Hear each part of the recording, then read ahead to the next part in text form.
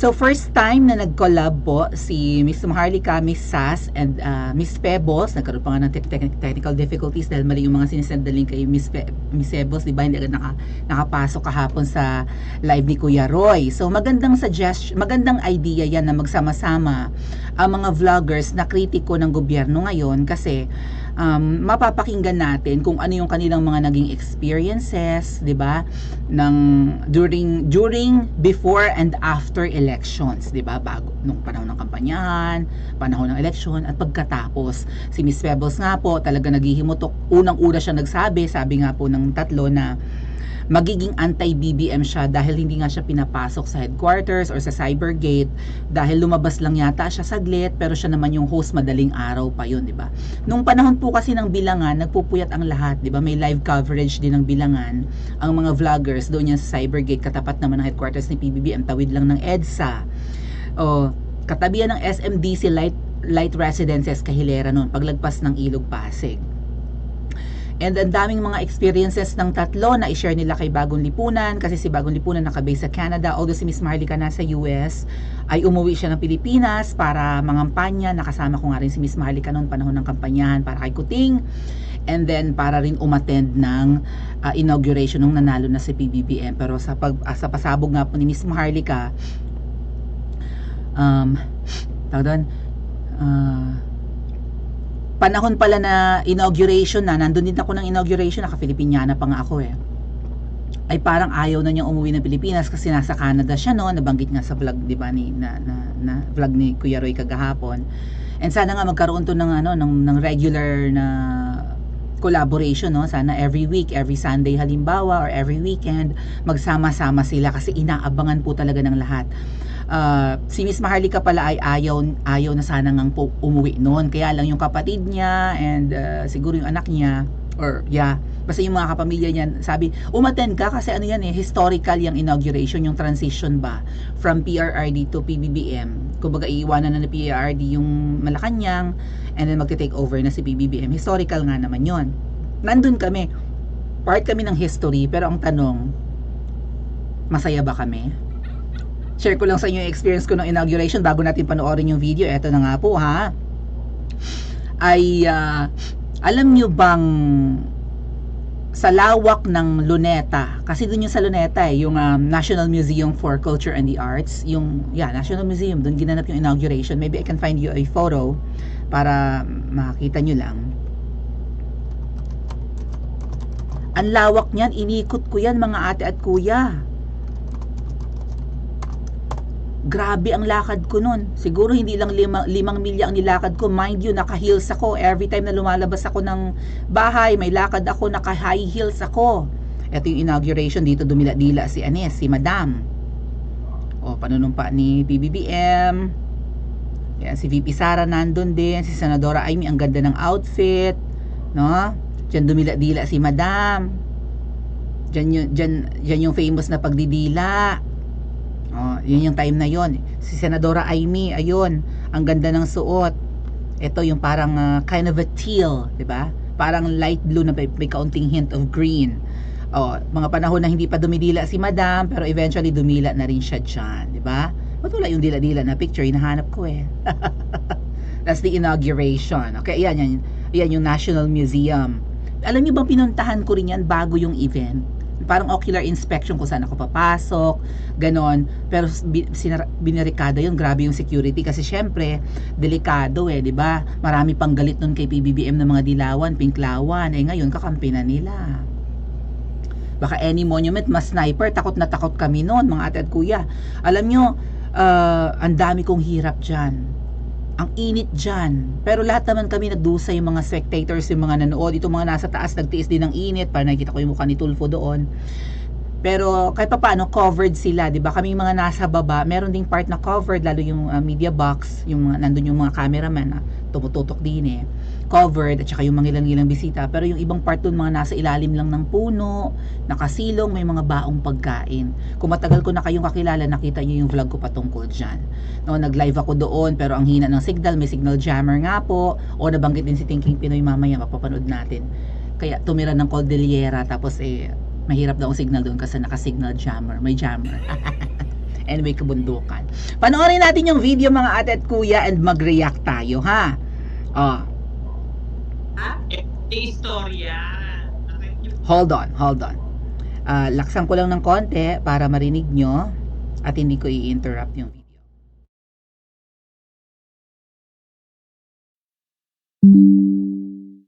Sa kanila, yung tungkol sa asin. Asin? Ano yun? Oh, Bakit? Asin! Ay, the asin na makinig pulburon? kayong lahat.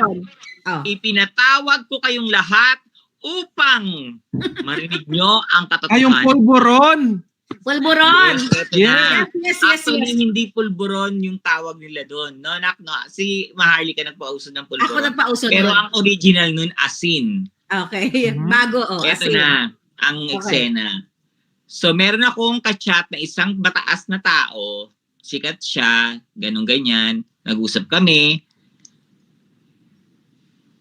Nabanggit ko yung Keme na si Keme at si Keme ang magpapabagsak kay Keme. Tingnan mo. Ngayon, sinend niya yung screenshot kay Aimee. Nataranta ngayon si Aimee kung ano yung pasabog ko. Ako yun. Nag-message siya ngayon si Aimee, ay nagtumawag, sinend ko kay Maharlika, sinend ni Maharlika tumawag si Maharlika kay Aimee. Tumawag ka ba nun na? Hindi ko alam kung text sa katawag eh. Pero Ang sabi mo ganun sa kanya, text na niya. yung ano man tawag, ading? Adding. O yung ading mo, anuhin mo, ingatan mo. Oo, sabi ko yung adding mo. Basta message ko siya. Ano ba nangyayari? Sabi ko na ganun kay Aimee. Sabi ko, ibubukelya kayo ni Mother Pebbles. Sabi ko ganun. Kay Aimee, ibubukelya kayo ni Mother Pebbles. Sabi ko, ayusin nyo to. Ano ba nangyayari dito? Bakit nagsisiraan kayo? Parang sinabi ko na rin yan na ang sagot ni Aimee dyan sa akin, hay naku Maharlika, wala akong powers dyan. Tapos, kinontak ka, di ba? Hindi, ito ang eksena. Kinalkal yung phone nung Newly complete Filipino style.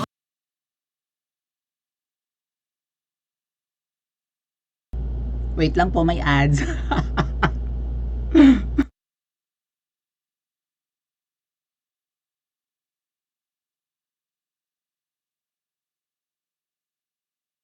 mataas na nung kilalang tao na yon na hinahanap yung message mo. Tapos sabi ng mataas na ng kilalang tao na yon na ay hindi ko siya friend sa FB. So parang nagpunta raw siya somewhere, nag-CR siya. Parang kinalkal daw yung phone niya, dinala sa NBI at yun nga lumabas yung message Talaga? ko. Oh, yes. Natandaan ko yan. O, di ba? Dinala daw sa NBI yung telepono. Yung Papangalanan CP. ba natin yung taong yon? Hindi na. Wag na natin pangalanan kasi Wag pati na. kami. Wag na. Para for Wag na. security. So, dinala daw. Security. Ang nakakaloka, nangyari ito ng 4 a.m. na madaling araw yun, no? Sas, mini-message ko sa iyo yung mga sinasabi. Oo. Yeah, 4 a.m. na madaling araw, madadala mo sa NBI yung CP para Yes. ipa-check at pabuksan. True. Eh, ang daming ano yan, maraming pang atchururut yan bago mo pabuksan, hindi basta-basta. Mhm. Yeah. So, nagkamali sila dahil yung screenshot na sinend sa akin ni Onanay is 7 in the morning. Mhm.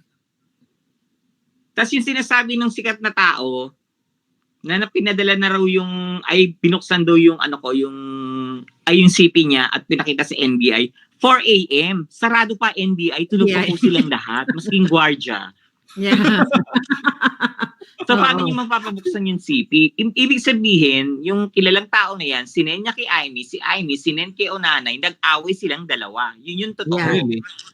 Yes. Ano to? Bakit nagkakaganito ang mga loyalista? Tapos natataranta si Aimee nun. Natataranta siya. Sabi niya gano'n, si Pebbles ba nagdi-deliver ng asin? Ay, dahil Yeah. nagkakalan pa akong pusher. Sa akin yan, sinend. Sinend sa akin yan. Oh, Talaga? Kung Saan sa iyo yan? Si Pebbles ba nagdi-deliver ng asin? Mga hindot na to. Bigyan pa ako ng Sinan sa'yo asin. yan? Yes, Maharlika? sinend sa akin yan. Bakit, Yeah, bakit sinend sa natanong akin. yun? Bakit natanong yun? Nagdi-deliver Oh, ng di ba pulburon? bakit saka pag ako adik agad?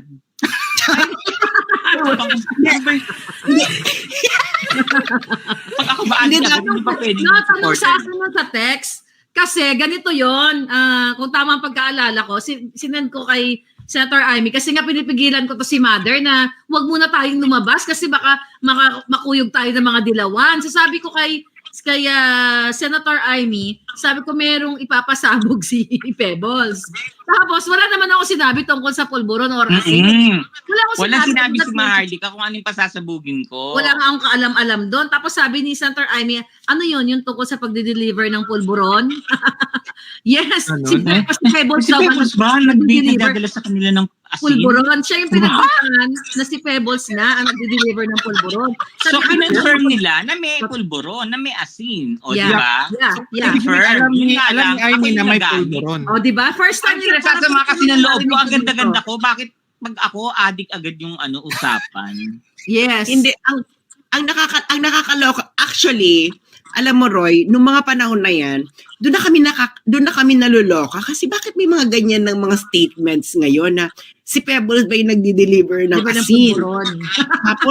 Tapos yung ididimanda, kung ganyan ka parati, maghanap ka ng Lawyer mo. Find a good lawyer, gano'n. Parang doon na namin naramdaman, ay, ano na, ramdam na nilang Powerful may na siya. ramdam na nilang may kapangyarihan sila na Okay. Yung nagsabi kay Pebbles na find a good lawyer, I think si Taning. Ngayon, sa pasabog nga po na yan, na ang pulburon pala, si Miss Maharlika lang yung nag-imbento ng term. Pero kapag merong mga transaction or bilihan ng pulburon, ang tawag talaga pala ay asin. So, sa lekang kaya asin, ganon. Thank you, Kuya Rainier. Ibili mo ako ng asin, pabili ng asin, bili kayo ng asin at magluluto tayo mamayang gabu. Hindi ba impeachable offense yan? At alam ni Senadora Amy. Matagal na binabanggit ni Miss Maharlika yan, kinonfirm ng 3. At ang isa pang tanong, si Taning ba naglalagay din ng asin sa balot? Sa balot! My God! So, alam niyo ba nung kapag ka na binabanggit yung ngumingiwi, 'di ba? Ngiwi-ngiwi ganun. Masyado daw tayong mapanlait sa itsura ng ating kapwa. May nang bash sa akin yan eh. Ba't nyo naman nilalait ang itsura? Perpekto ba ang pagmumukha nyo? Ba't nilalait nyo ng ngumingiwi? Ay kasi nga po, baka yung ngiwi ay cause ng asin or pulburon. Binago na nga lang ni Miss Maharlika yung term eh. Siya nagpauso ng pulburon, pero ang original palang code doon sa binibili ay asin. So hindi nga naman obvious, 'di ba? Punta ka muna ng palengke, papabili ako ng asin, magluluto ako. Kung kayo ng mga ka-jamming mo sa asin ang nag-uusap, gets na yon. Pero sa ordinaryong makakarinig, walang alam. Akala siguro, baka magluluto. Anong klaseng asin? Yung rock salt? O namumurahin? O iodized salt? Yung mahal? Di, yung mahal syempre, mayaman tayo. Tapos sabi nila, power tripping na nga daw. So nag-iba na daw ang ugali, ganyan-ganyan. Ay. Alam ni Senadora Amy, hindi ko masisisi yung iba sa inyo na medyo tinatabangan kay Senadora Amy kasi alam niya pala yung asin sa kanya mismong bibig nang galing. Siya nga talaga yung nadulas na pagbintangan pa nga si Miss Pebbles. Siya yung inuutusang bumili. So parang tulak ng asin pala si Miss Pebbles. Kalat na nga pala ang asin ngayon, ha? Well, napapalibutan tayo ng dagat, so anong magagawa natin? Tama ba? Kalat na talaga ang asin sa Pilipinas, lalo sa panahon ngayon. So, aware si Senadora Amy na ganyan, mahilig, baka may mga sakit na sa bato ang mga yan, sa hilig sa alat. Diba? Mahilig sa maalat eh. Pero wala siyang ginagawa. Ano magagawa natin? Kadugo? Kadugo ba? Kadugo yung mahilig sa asin? Wala ba silang sweet tooth? So, syempre, yung, di ba, yung instinct ni Senadora Amy, protektahan din. Ang ading daw, ading yung ginamit na term, di ba? Protektahan ang ading.